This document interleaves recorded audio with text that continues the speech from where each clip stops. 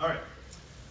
So we are now, and do I need to talk about this one? I don't think so. Not yet. No. Okay. We're jumping back to DNS now. So we're kind of hit this piecemeal. We hit DNS, we go over to SMTP, go to web, whatever, come back. So now with DNS, we're going to come back, and for DNS simple that you're working on, or maybe you've got it done, you've configured bind to answer authoritative queries about your domain. So if someone comes and asks them, hey, what is the answer for www.thegummybear.com? It should respond and say, yeah, well, I have that address, the IP address is this. Now, remember, let's just review again real quick. If I have a typical DNS client, like all of our machines are DNS clients, we usually tell it to go to, I don't know, 144.38.192.2 to do its DNS lookup. So we type in some query and it goes out and it'll go ask that lookup server. So this is 144, this is 192.2 over here. And if this guy has an entry in their cache, we'll send it back. If he does not have an entry, remember that whole process, he knows how to go to the root servers. The root servers say, here's the TLD. This guy will go ask the TLD servers. He'll say, well, here's the authoritative servers. And we'll finally go ask the authoritative servers. So we have not set this up yet. We're going to set up our machine now as a caching lookup server. That's what we're going to do. As of now, our servers will not do DNS lookups for us. So that's our goal. Okay, how are we going to do it? We're going to make sure bind 9 is installed. Now, I have toyed with the idea of having you have separate servers for this, but right now we have our name servers are set up as authoritative name servers. So if anyone comes and asks us, we can respond. We are now going to set them so that if any of our clients try to go do lookups, we're going to make this a lookup server. So there's two different pieces of functionality that's going on here, and we could totally break them into separate machines that are doing this. That's why I've kind of written it this way. But we're putting them all on the same bind servers that we're using. Okay, so great. We modify our options file. So we're going to edit one extra file here to allow hosts to query us. Configure logging, restart bind 9, test, repeat for our slave server as well. And then do our dig test. Dig from localhost for non-authoritative data, dig from outside your other network systems for non-authoritative data, so forth. Okay, so that was very short. Let's see how we actually do it then. Let's see where to go. It is under...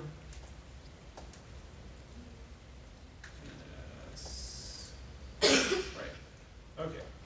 So I'm going to configure this as a caching lookup server for my network, or another way of saying that, a caching lookup server for my clients, for my 8 machines, www, file systems, system resources, yada, yada, yada. They're all going to be able to ask my name server for lookups.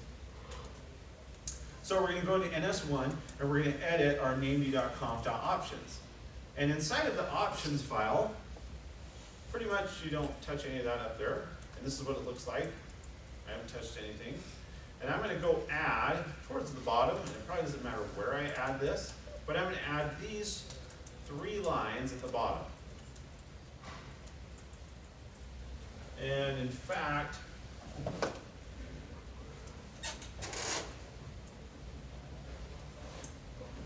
well, this first line that I added, I'll show you, it really doesn't matter in a second.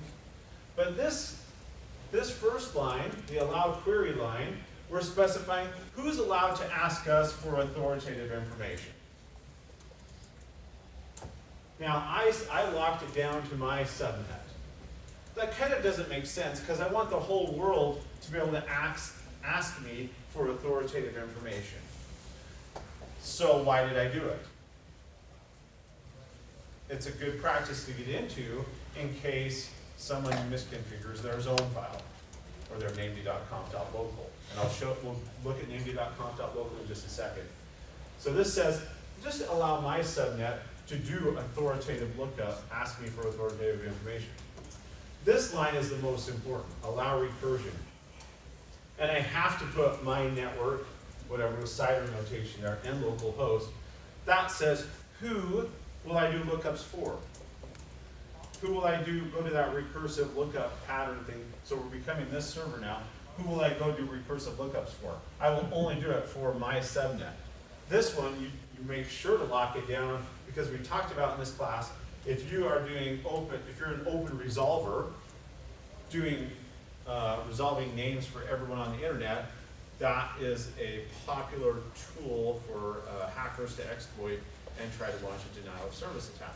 So you make sure we put that allow recursion line. And this will turn on our query log. So if someone tries to do recursive lookup, we will log that in our log files so that we can go look at it later if we need to. That's it. For this assignment, we need to edit those 3 lines in our named.conf.options. Yeah, yeah. We restart bind. Go look at my syslog for a second, and I can see blah, blah, blah, all zones loaded, running, sending notifies. It has all this stuff that I'm going to ignore, network unreachable. So then I would immediately try a recursive query against my name server. So I'm going to ask myself, can you go find the answer for www.nfl.com? Now at this point, he doesn't, so he'll go do this. He'll go, well, maybe he goes, the answer for www.nfl.com was there. But he'll go ask the root servers all behind the scenes for me, go out the top level domain until it finally can resolve www.nfl.com. I can go look at my syslog now, and I can go find, here's the NFL.com. I can see the queries there. I can see information coming back. Okay. And I threw in another tool, since you may have heard of it. You don't have to use dig. How many of you have used NSLOOKUP before? So that's another tool that you can do to do name server lookups. And so I can say, hey, do a name server lookup, or name server, do a lookup for www.dixie.edu. Now, I went and asked, by default it's configured to use 192.2 or 192.3. So we went and asked them, and they gave us a non-authoritative answer saying that www.dixie.edu is located at this IP address. Why is it non-authoritative? I asked the CS name servers if they can give me information about Dixie's name servers, which is not the same name server, not the same domain. So they say, well, I have this cached, or here's the answer that I have. I'm not the authority for this, but. Okay, here's another NSLOOKUP example. So I just type the word NSLOOKUP, and then I type server, and then the server I want to go ask, and I can change my default server. And then I'll look up woot.com or whatever, and it will give me back the address of woot.com. And I can go look at my syslog again. I can see that it went, there was a client that made a request, and he made the request for this domain. It appears to be working. I need to modify my interfaces file to use this DNS server for lookups. Okay, this one actually changed, so ignore, I didn't fix that. Because with Bionic, we don't go edit this file anymore, so don't listen to that, don't listen to that.